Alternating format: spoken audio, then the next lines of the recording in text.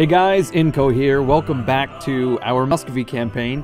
Last episode we took a mission to improve relations with Tver because we want to vassalize them, or at least get an alliance with them so that we can use their power as we march on Novgorod. And I guess for the first time of the campaign we'll unpause. Our diplomats are currently moving. We've now got a royal marriage with Yaroslav, Perm. We've probably got an alliance with Tver as well. I don't know what all these messages are. None of this is really necessary. Although I've just noticed that there is an embargo between Lithuania and Novgorod. Okay, so we need to have our opinion at 100.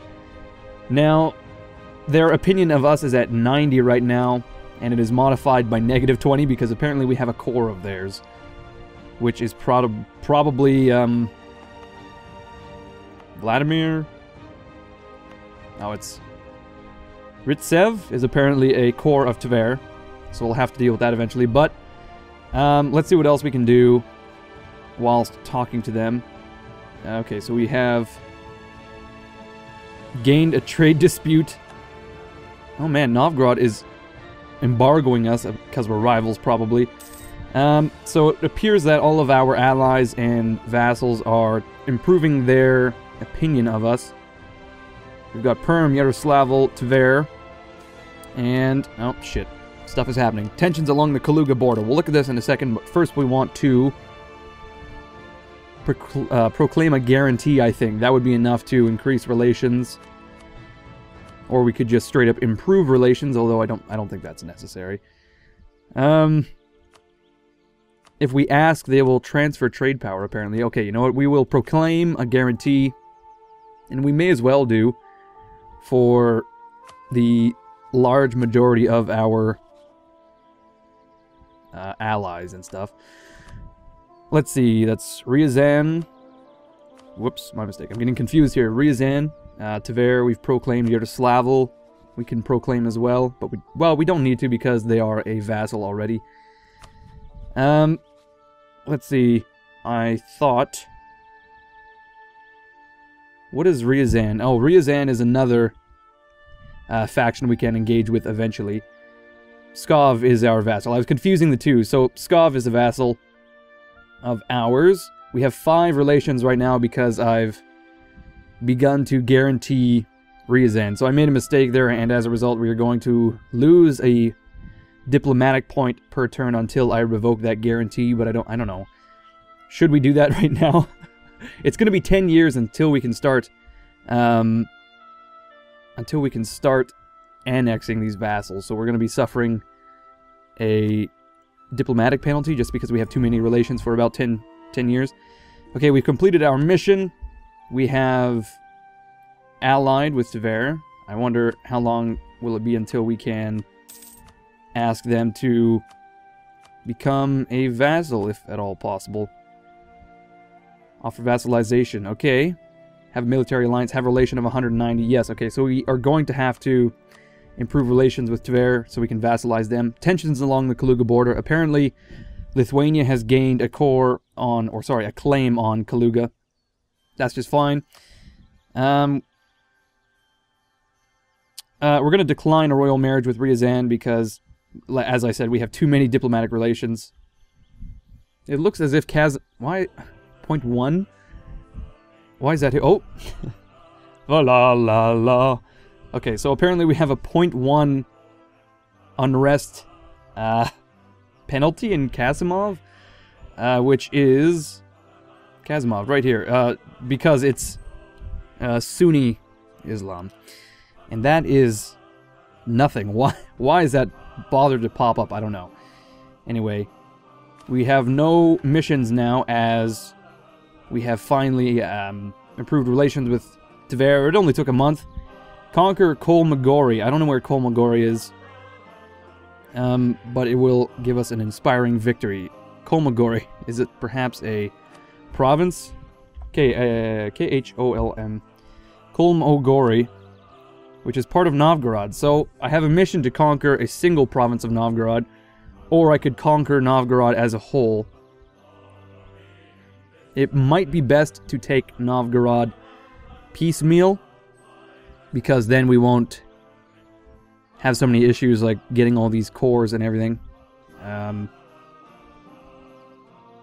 just worried. Novgorod is pretty large. If we conquer Novgorod right away, then we'll have to deal with autonomy and all that shit, and it will kind of handicap us for the next couple of years. So all we have to do is just take a single province. Perhaps we can take, like, what is this? Arkhangelsk, Kolmogorye, Kargopol. Just kind of cut Novgorod in half. I don't know. I think it's probably best that we take Novgorod piecemeal. So we will take a mission to conquer Kolmogorye. And we can probably get some claims on, I would say, Kargopol as well. Now we have one more diplomat, so we ought to send him to, maybe, who do we want to absorb first? I would say, like, Perm would be a good addition right off the bat, so we will talk to them. Let's see, can we get an improved relation? There we are. So we have tied up 2 of our diplomats in relations right off the bat. I wonder if we should perhaps build some buildings as well. Of course, we don't have any buildings to build, actually, because we have not researched our technology. But if we look at our technology, we are researching military tech. Oh, you know what we need to do before anything else? We need to split our army in half. So I'll take some infantry and, I don't know, 2 cavalry units and move them to Moscow because we are suffering attrition, which is why I want to look at our technology. Military technology 4 is Pike Square, which will increase morale and tactics. Level 5 increases supply limit, which is an issue for us because, well, supply in the frozen north is really shitty. I mean, if we look at our supply limit here and select any army, it's going to be tough going into Novgorod. And if we get any larger armies, for example, when we had 20,000 men, they could not move anywhere without suffering attrition. So we definitely want to increase our supply limit. Now, which army should Dmitry lead? We'll get him to lead the first army.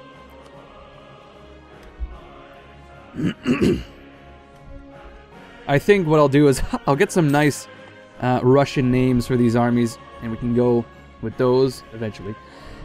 I don't really know what the Russian word for army is or anything of that, anything like that, so we'll have to figure that out. Okay, so we don't really have very much diplomatic power, so it would probably be prudent to hire an advisor, and we are increasing relations, and we will want to increase relations because we're going to try to annex some of these vassals in 10 years, so better relations over time, probably not bad. Now we can spend another ducat per month. Well, first of all, what we need to do is reduce our army maintenance significantly. I would say roughly 25%. Yeah, roughly 25%, I say. And that will give us some more cash. I will probably hire that advisor so our technology is quicker. In addition, it will help us fight our oncoming war. So, it looks to me like Novgorod is suffering some rebellions, so we might be able to just swoop in, actually, once we fabricate some of these claims. So we're fabricating a claim on Kargopol. Arkhangelsk, I would say, would be another target. Maybe even Torzhok, and we can get 4 regions right off the bat. And then we can core them, I don't know, convert them if necessary. No, it appears that all of Novgorod is Orthodox, so we don't have to deal with religion right off the bat, but there may be some other issues with just stability and whatnot as we conquer Novgorod. Perhaps, well, we don't have any diplomats. I was going to say maybe we can do some covert actions, but of course we have to actually unlock proper ideas before we can do any of this. I completely forgot. Perhaps we could support rebels. That's something we can do. We could agitate for liberty, which is not what we're looking for. Okay, so we've just fabricated a claim. If we had the cash, we could support rebels in Novgorod, but look at this. It's like a huge amount of ducats per month for very little gain. We're not going to do that, but I just kind of wanted to, you know, hypothetically. We'll fabricate another claim on Arkhangelsk, and that will take... how long? A whole year, actually. It'll take a whole year until that is complete. Another year to fabricate a claim on Torzhok. Okay, so it appears we need a Jagiellon. Apparently that is some kind of... oh, Lithuania became lesser partner in a personal union with Poland. I see. So we're forming the Commonwealth here, which was a scripted event, and that's kind of frightening for us, I suppose.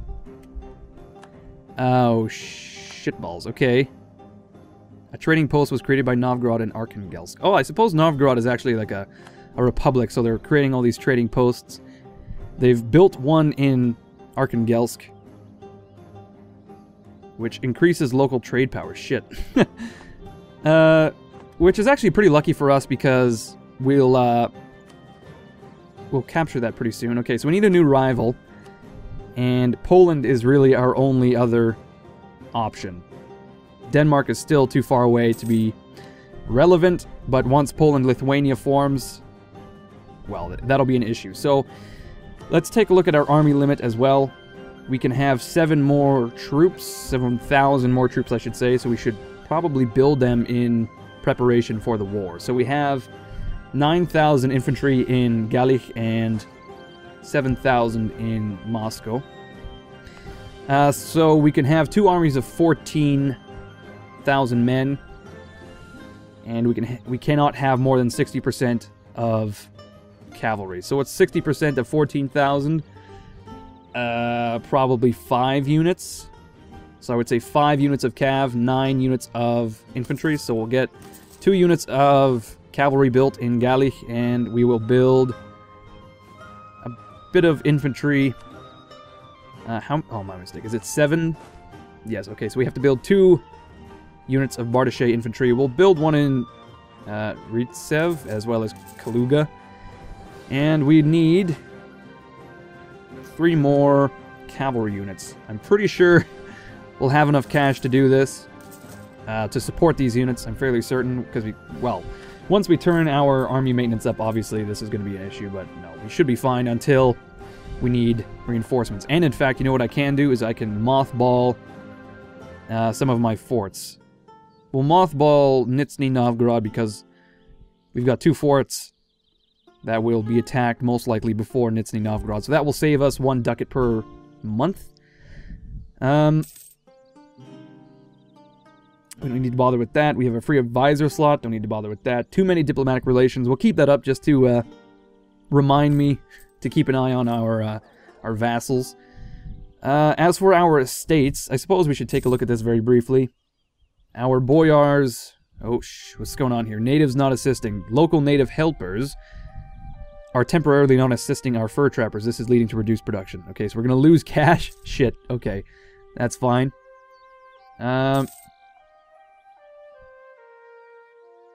This isn't... I didn't realize... I didn't see this last time. Okay, so...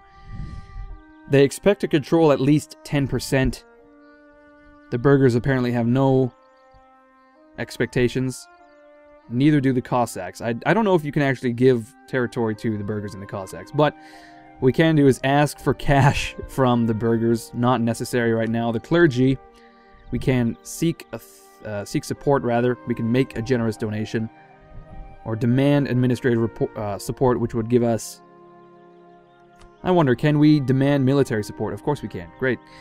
Gain 100 military power, which would lose us 15 loyalty. Okay, so we'll have to find a way to offset that. And we can lose prestige eventually to do so. The Boyar estate gains 20 influence? Odd, okay. We can recruit a minister as well. We don't need to do this. How about with the Cossacks? We can we really need prestige before we can do anything with the estates. I don't want to force their loyalty down to 30% because that is like the danger zone, right? So I think we'll leave the estates where they are. We still can't convert, what is it, Kazimov? We cannot convert Kazimov. Just because our missionaries are too weak. There's no missionary strength. So we'll just speed through until our armies arrive. We have built some more units, and I haven't actually told my troops to move. Oh. Okay, hold on here. The Golden Horde has declared war upon Circassia, which is this green lump here, so I would assume they're going to head south. If we weren't currently planning to invade Novgorod, we would probably gobble up the Golden Horde as they are split. Okay, so the non-possessor movement. The church is a large landowner, and this has brought a great deal of wealth to the church. The non-possessors claim that the church is being corrupted by this great wealth. Their opponents argue that the church needs this wealth to carry out its holy mission. The key thing is the church isn't really a big taxpayer. Okay, we can support the church authorities or support this movement, and we will lose authority and lose one inflation. We don't have any inflation to lose, so instead we will gain patriarch authority, which, if I remember correctly, reduces taxes, but increases manpower. Okay, that's just fine. That's not something we need to worry about right now.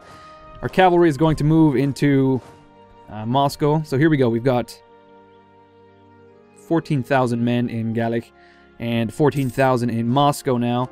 If we were to turn our army maintenance up, we would be breaking just about even. So we need to find a way to increase our income in some way. And there isn't really without building buildings, increasing our trade power. Speaking of, we are being embargoed by Novgorod, so does that, if I remember correctly, that reduces our trade power. But I can't quite recall how embargoing works. That's something I'll have to look at off screen. It's not necessary right now, but since Novgorod is embargoing us, we ought to embargo them, which will increase our power projection, I believe. Let's see, where is Novgorod? Here they are. Can we... We can embargo them as soon as we... Oh man, Nogai declared war upon the Golden Horde. I think the Golden Horde is going to get gobbled up a little bit here. It appears that they are fighting two separate factions now. They're going to have a little trouble. So we've just forged another claim so we can embargo Novgorod. There we are. Oh, odd. Anyway, that will increase our power projection because we are embargoing Novgorod. This increases our morale, prestige, fort defense, legitimacy, all that stuff. If we have 50 power projection, we will gain more diplomatic points. And speaking of, we need to fabricate another claim for Torzok. There we go. And once we fabricate that claim, I think we will be able to... Man, Kazan as well. Kazan has declared war. So there's Kazan, Nogai, and Circassia. They're all going to tear the Golden Horde apart and possibly create a bit of a power struggle here, a power vacuum that we'll have to deal with eventually. Before we head to war, though, I think we ought to look at the supply issues. We're gonna have some issues with supply, taking the northern territories from Novgorod. So what we'll probably do is have a pincer movement in Novgorod itself, destroy their army, part out our armies into smaller sieging forces, I guess, and then that will resolve our supply issues. We still have quite a bit of manpower. How long until we can... Well, it's technically 4 years until we'll be able to unlock this technology, and that would be a great boon to us. I don't know if Novgorod will have the same technology as us, but it is a possibility, and if I could find the technology... If I use my eyes, there we go. Novgorod obviously still has not researched anything, and we probably won't see any any change in that regard for a couple years, so I don't know why I bothered. So it looks like the Golden Horde is okay, so England is currently going through the War of the Roses and heading back to the Golden Horde. It looks like they're having some issues. A lot of their territory is now being occupied by Nogai. Kazan. Is Crimea in this now? Or is this... Yeah, fucking Crimea is involved as well. Holy shit. The Golden Horde is not doing so hot. Let's see. They've got 3 separate wars going on. Nogai conquest of Golden Horde. Yeah, they're not doing well at all. So, we have finally... We've finally fabricated our claim, and I wonder if we ought to just keep going until... Just keep going until our technology is complete. I think that would be a good course of action. Any... Oh shit, merchant suffering. Our focus on mercantilism is making life hard for our merchants. We will... give them support. We don't really need the points. So we actually have quite a bit of administrative power as well. Which is kind of useless to us right now. As there are no buildings to build. But it looks like our diplomats have done pretty well and improved relations with all of our vassals. For example, the Livonian Order is improving Muscovy's opinion of them. But why? Why would they bother? Okay, so we have Pskov as a vassal, and we can't actually get them to marry into our family because they're a republic. We can improve relations with them, though, and we'll take a look at this. What is this? It is Perm. Okay, so we will return to Perm, and we will stop relation improvement, and instead take a look at... it would be influence. Okay, we can annex them in 1454. So a couple years from now, we will begin the annexation process. You know what? We can probably develop our provinces a little bit, since we have a little bit of administrative power, just kind of sitting around. So it looks like the area around Moscow is pretty well developed. We could develop Gallic as well. I'm thinking... we'll develop Kavluga because it is right next to Moscow, and this will be our economic center, of course, so we'll drop 63 admin points to increase tax income. And you know what? We will... Let's increase the development in Nizhny Novgorod as well. There we go. Okay, actually we have... What is this? A royal marriage offer from Ryazan. You know what? We're very nearly...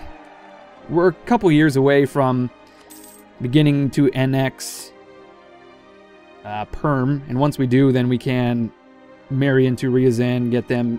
Oh shit, look at this. The Golden Horde has accepted peace with Nogai, and they have ceded a couple provinces. Sarai, Saratsyn, and Ukek. So 3 provinces. Oh man, they've got war reparations. That's actually pretty shitty.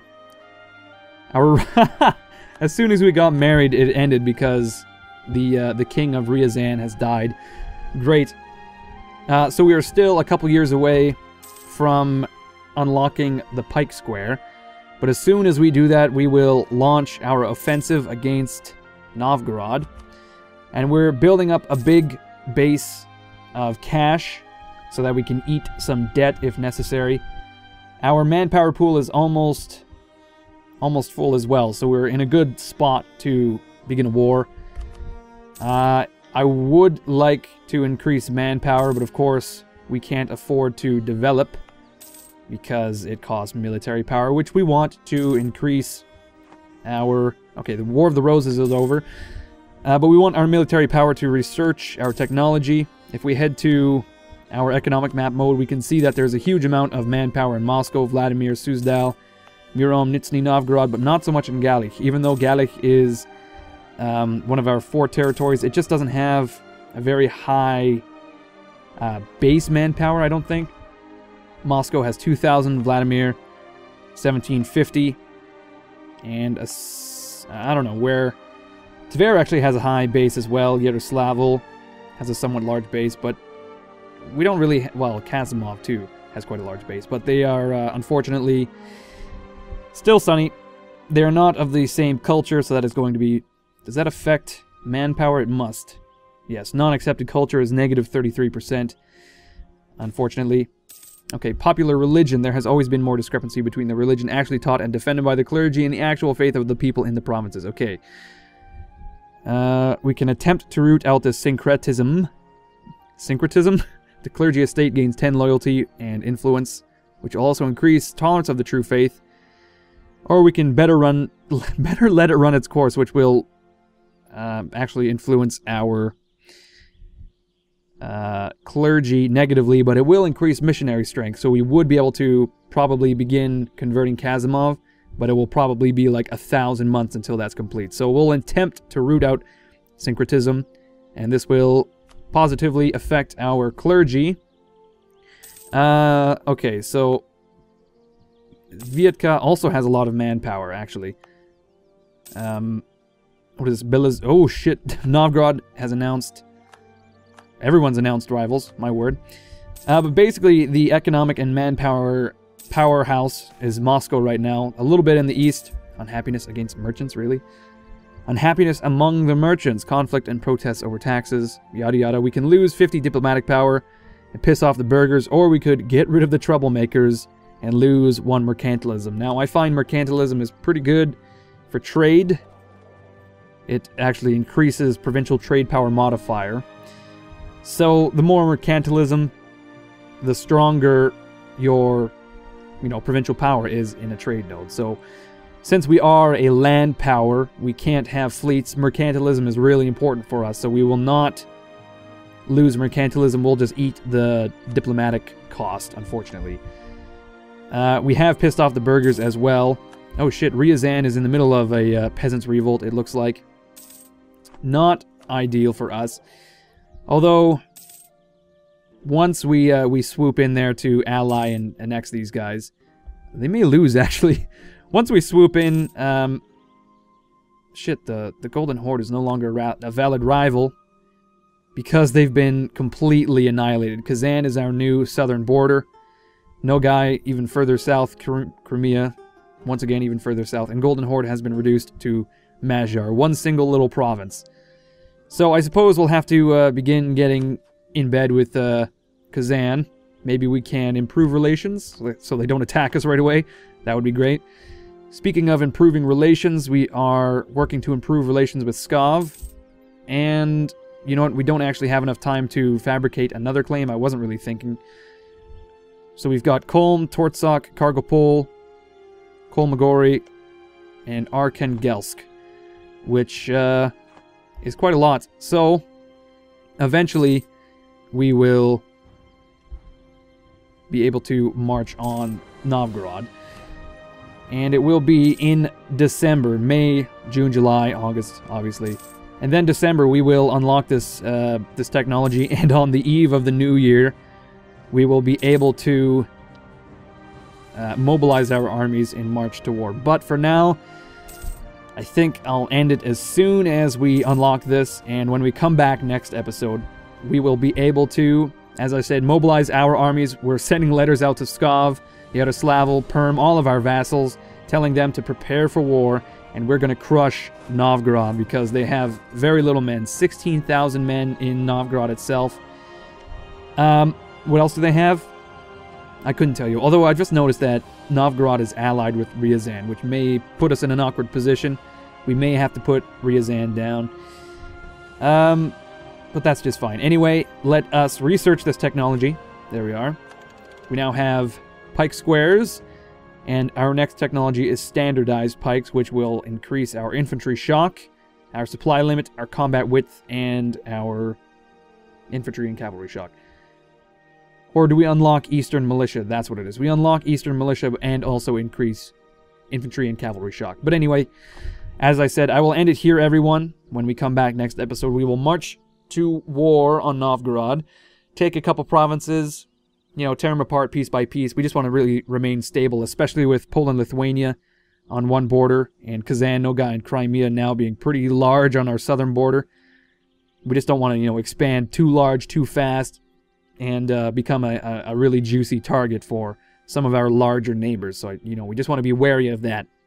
So anyway, if you enjoyed this episode, please leave a like, please leave a comment. If you have any tips, of course, I'm always open to tips and strategies, so you can leave a comment below. I always read them as well and try to reply. If you want to stay in touch with me, you can follow me on Twitter. You can check me out on Facebook, Google+, all that stuff. I make announcements all the time, so if you want to keep track of the channel, that's a good way to do it. But I will see you guys with our next episode of our Muscovy campaign in Europa Universalis 4.